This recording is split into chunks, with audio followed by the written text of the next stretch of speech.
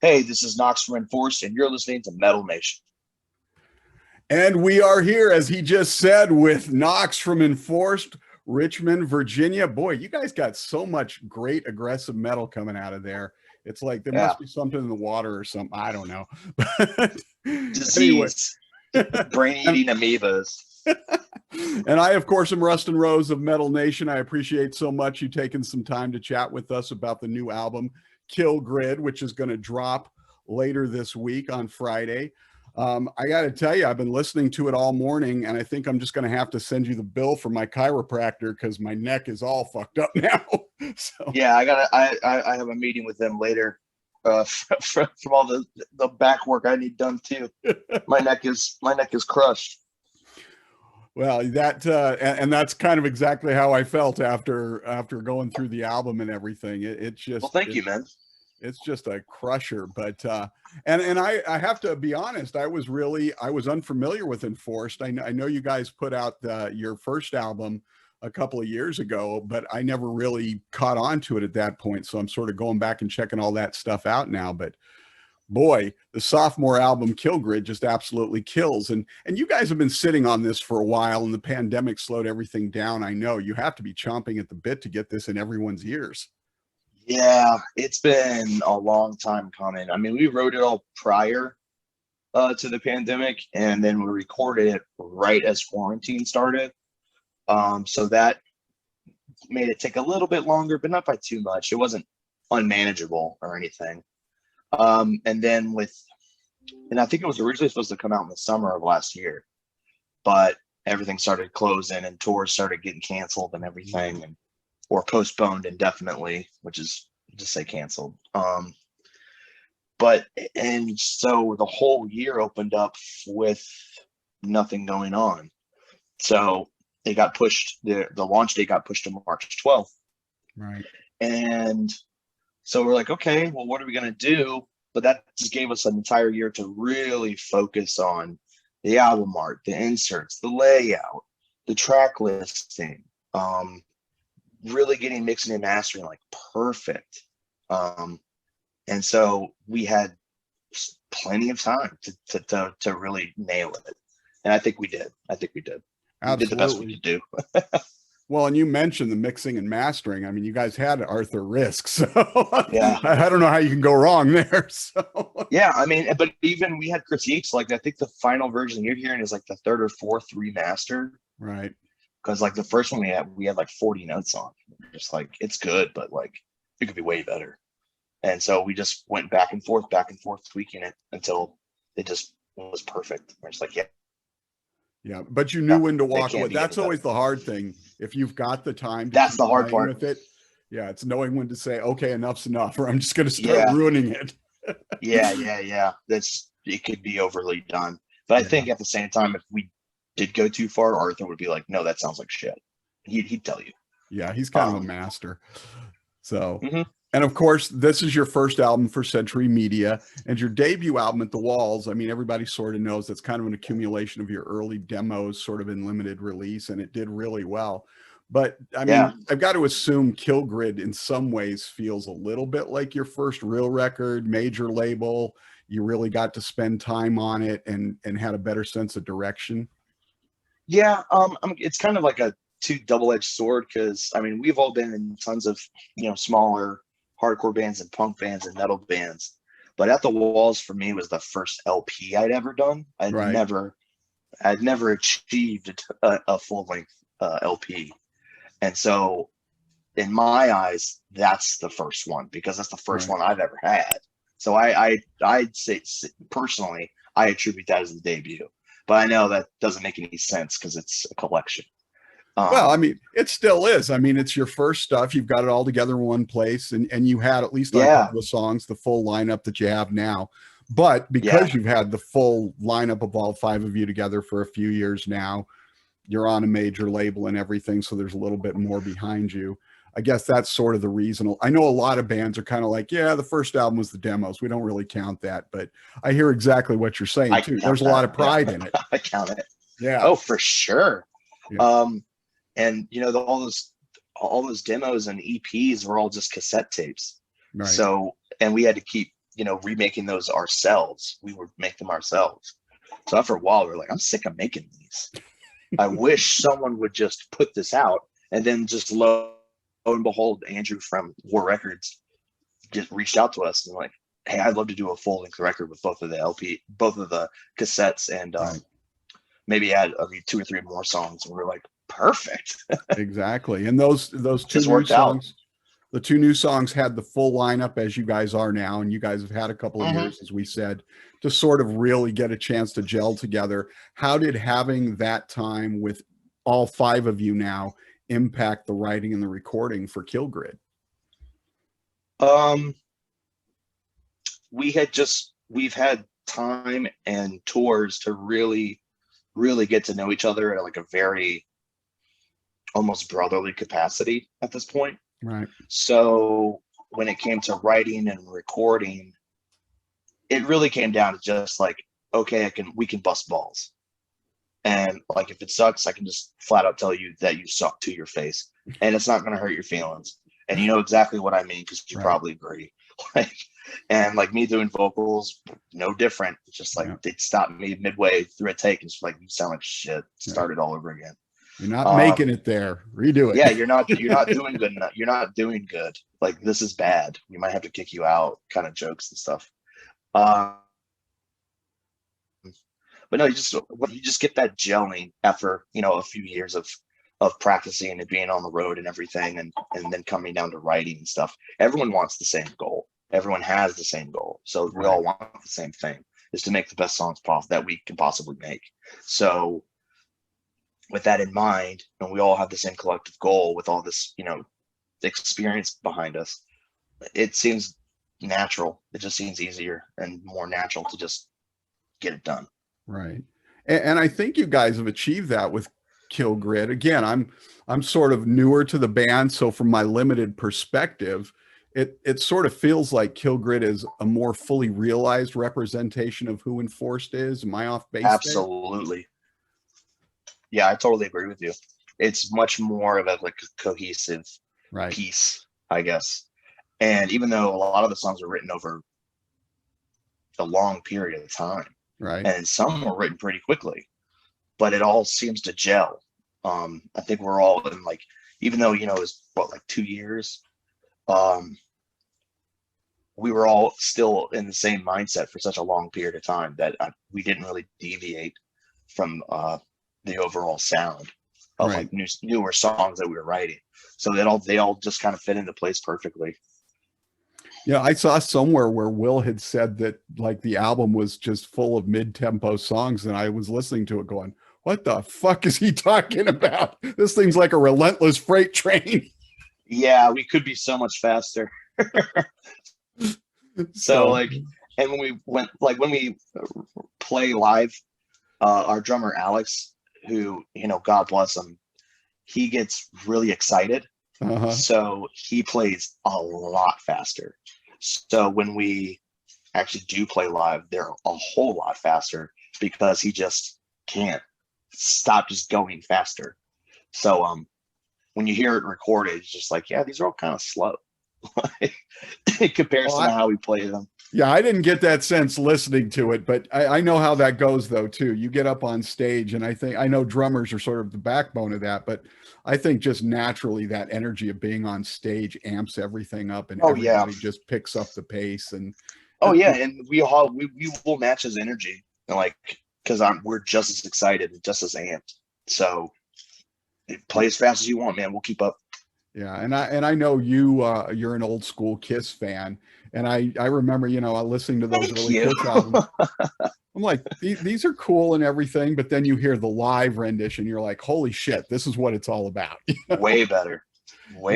Yeah, I'm a huge sucker for live albums. Absolutely. Kiss Alive, Judas Priest, Unleashed in the East, Dokken, Beats to the East, UFO, Strangers in the Night. That's a good one too. Yeah. Live at Hammersmith, Motorhead. There's something so special about hearing the live production. It seems absolutely that it always either matches or knocks the studio albums out of the park. Agreed. So I wanted to, you had sort of alluded to this before, but you guys have had Hemorrhage from the album sort of in your arsenal to some degree for a while now. But I Yeah. understand that finishing that song was sort of became the catalyst for the rest of the record. Is that accurate? Yeah. We had we were writing an EP and we were demoing it at Ethan's other band's practice spot where he's in this other band, a band Prayer Group. It's like a noise rock Jesus Lizardy band. Right. And he also records that band at his studio. So we're like, well, we can just set up there and demo this whole thing out without going to like an F12 with Bob working, Right. trying to like lay down serious tracks. We can just flesh it out. And we recorded all of it pretty quick. And we listened to all of it over like a week. And we're just like, none of this is clicking. Like, Right. I don't think anyone was happy with it. And except for Hemorrhage. But even that wasn't even done. Right. So we're like, okay, we'll scrap everything except for this. And we'll keep working on that. And it took forever. But once we figured that, got over that wall, it was just a nonstop onslaught of just like, okay, we can, now that we've figured out how to work together to get over this hurdle, then everything else just came natural. There's like a factory line of parts and metal and yeah, I think and you referred riffs. to it as Legos in a way, building a song with riffs. Yeah, I Lego compare riffs. everything to Legos. I compare everything to Legos. I love Legos. Yeah, just taking parts out and putting it back in and refitting them and see how it works. And once it works right, you have to stop and be like, it's perfect. Don't take any more pieces out. Don't add any more. So yeah, that's cool that you did a little bit of homework. That's awesome. Not that many people do it. I appreciate that. Oh, absolutely. I mean, obviously there's some bands that you grew up with, everything about them, but when you're talking about new bands, you want to go learn more. And I really like the album a lot.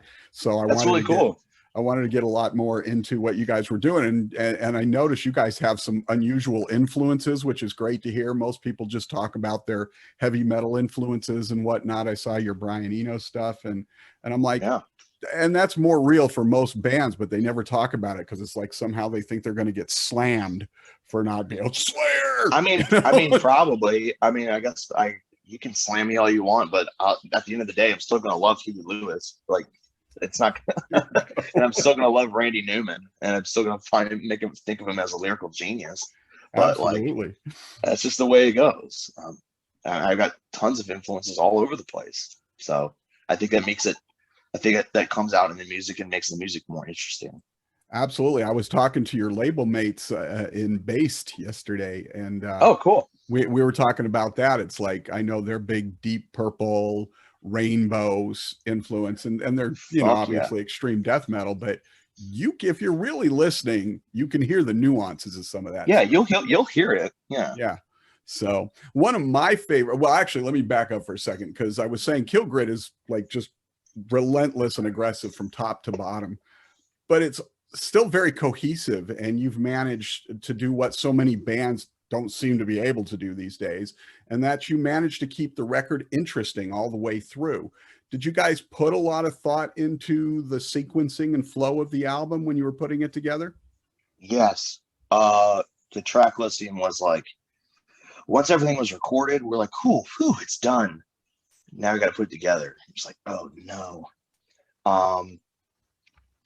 The track listing was super important because we wanted to do it kind of like an old pop record, right? Where like usually the single was the second or third song, and originally UXO was going to be one of the singles, in our heads at least. So we're like, okay, UXO has to be second because that's going to be the single, and the first one has to, really ramp up the pace to get you ready to hear the single, and then you can kind of dial it back a little bit. Right.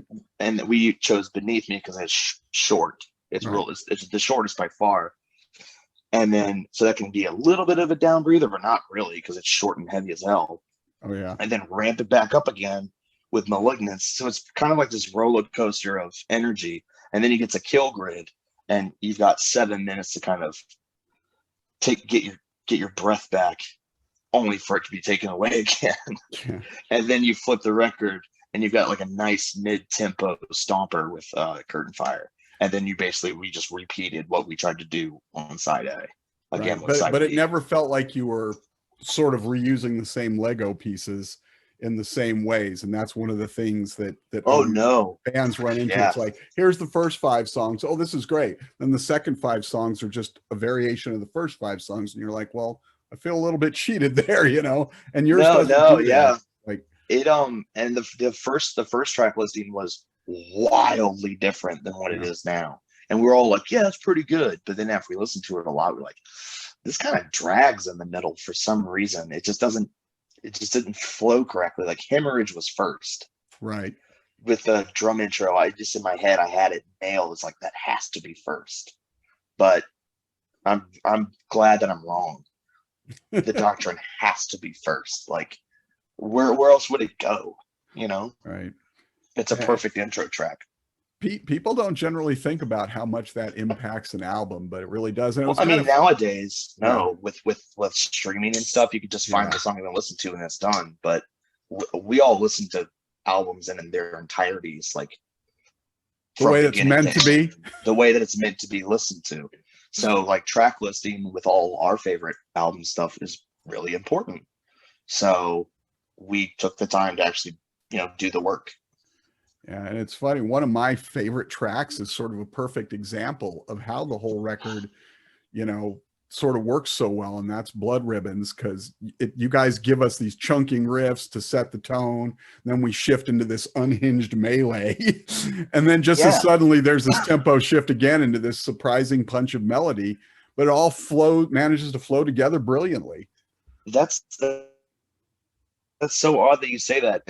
After doing, I don't want to toot my horn, but after doing a bunch of interviews, it's surprising to hear how many people love Blood Ribbon. And I was super worried because I was like, well, that's going to be the second to last song. I hope they even make it that far. Oh yeah. So, yeah, that's so cool. I love that song. Yeah. Yeah. And it was just like, I was like, okay, this is cool. Love the riffs and everything. And then it was just like, holy shit. And then just when you're like out of breath from that, all of a sudden here comes this melodic guitar come in and you're like, man, this is incredible the way they put all this together. And it's sort of like kind of what the whole album is, the way you put that flow together. There's all these different parts, but it just truly flows so well. Yeah, it's cohesive. It's strange. Yeah. It's just I don't know. I'm really happy with it. It's one of those things that's just like, I can't believe I made that. I don't know how I did it. Just seems to work that way.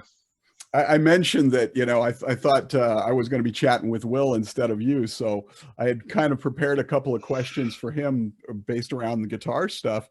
But, because Kill Grid is packed with a metric ton of great riffs. And I was going to ask him if there was one particular riff on the album that sort of gave you guys chills when you guys came up with it. And if it still hits you that same way every time you hear it. But I know that. Yeah, I know he's a huge fan of The Doctrine. That's one of his favorites.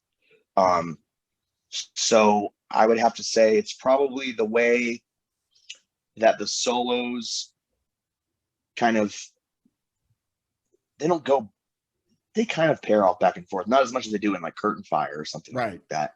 But the way, and he and I worked really hard on, because I had a slew of lyrics. I had like 2 pages of lyrics. And he's like, you got to cut all this out. Because I'm going to do this stuff here. I want to do this stuff here. And we're going to have these like dueling guitar solos back and forth between me and Zach. So you have to shut up for like at least a minute and a half. I was like, well, just crumble it up. And just, there goes the song, dude. It's over. And no, he was absolutely right. That's really fun to play. And those solos are no joke. They are very difficult to nail down. Even in practice, we're still like, how the fuck did we do that? Like, I can't reproduce it. So we're not at tour weight yet. We gotta get it back up to shape. Right. And speaking of lyrics, because you generally don't have throwaway lyrics with the type of stuff that you write about, You know, we're not singing about rock and roll and sex and drugs and stuff here. You guys have And I wish that'd be cool. important things to say. And actually, one of the things I Yeah. was going to talk to him about was, you know, he had mentioned that Kirk Winstein was, you know, one of his favorites, but he wasn't talking about, because, you know, Winstein's like a guitar god.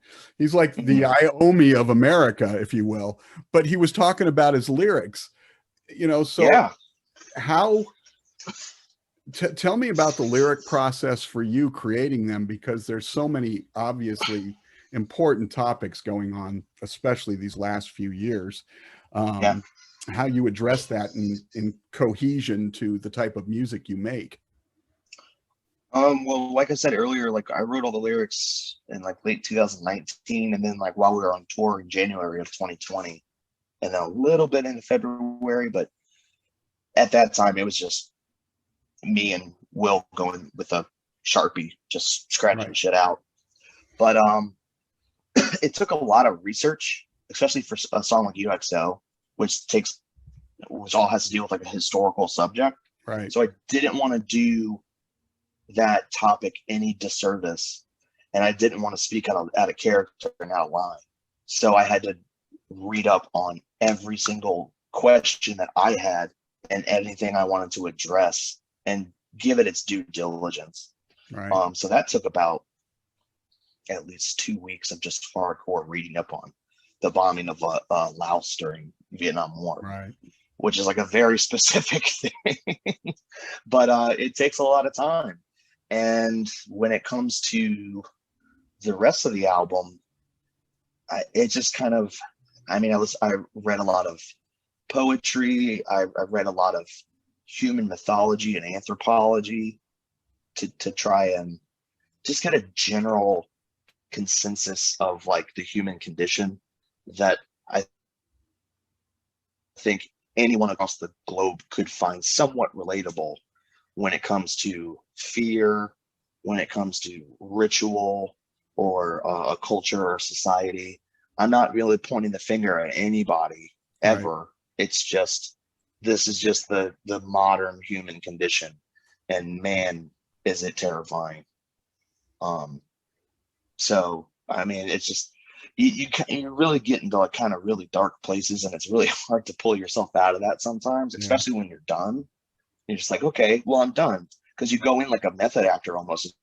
Right. It's like, no, I have to stay in this because I may find some spark of inspiration somewhere in this dark mind void. So I need to stay in this awful headspace for like a month. And then like once you're finally done with it, you're just like, oh my God, like how do I pull myself out of this?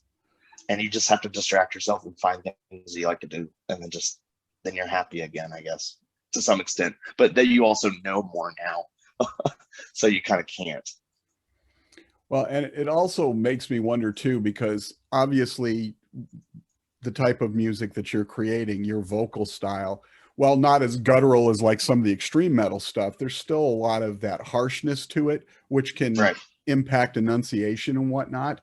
Have you ever found yourself having to work your words around how you're going to enunciate them when you sing, or even change Yeah. them because they're not clear? Yeah. I've noticed, especially with like a lot of hardcore bands, I'm not of any time period or now, or it's always been kind of a pet peeve of mine, how like a lot of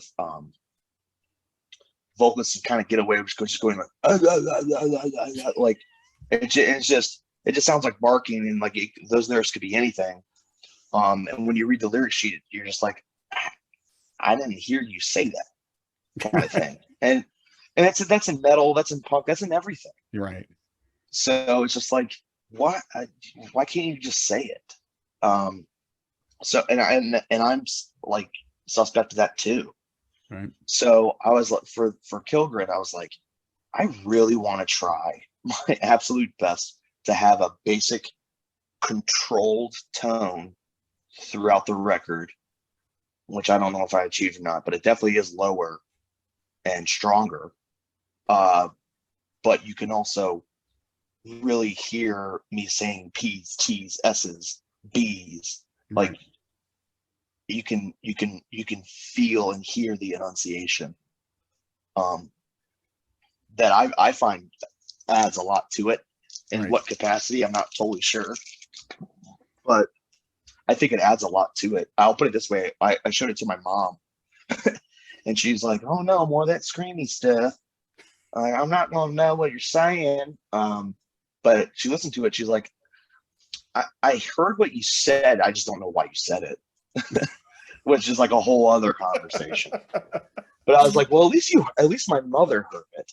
She could pick through it and Well, and piece through. if she can, you would assume most of your metalheads will be able to. I would do so. assume, yeah, that people with trained ears could hear it and at least parse through most of the lyrics and hear at least, a handful of lines and kind of get a gist of the lyrics before even touching the lyric sheet. Yeah, and for what you do, that's intrinsically important and everything. Well, look, I know I've stolen you for a while, so real quick before we get out of here, I mean, I know you guys have been so busy, getting ready for this, but you've also had a lot of downtime. I'm assuming you're already halfway through putting together the songs for the next album. So we'll be excited for that. But now that people are getting vaccinated and there's a bit of a light at the end of the tunnel, are you guys getting any movement at all on touring again? Oh yeah, we got a few ideas coming down the line. Nothing that's set in stone, and it's all subject to change. So we'll see. But yeah, there's some potential for shows and for tours. I mean, I can't say anything because it might not exist in a week. So yeah, there's kind of no point in even saying anything. But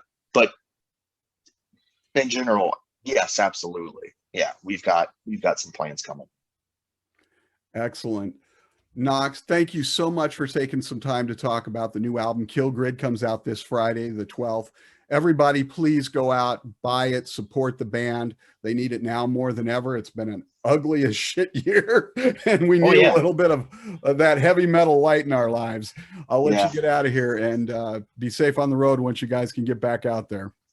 Yeah, thanks, Preston. I really appreciate your time, and to everyone listening and watching, have fun, be safe. Hope to see you soon. Absolutely. Take care, my friend.